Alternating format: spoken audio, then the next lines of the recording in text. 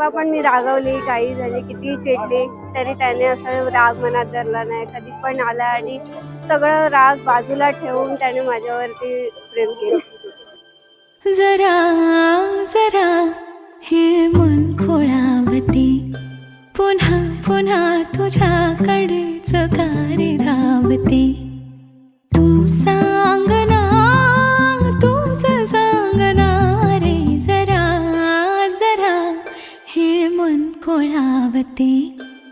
आजही आस वाहू दे, तुझ्या सोबती सोबती राहू दे.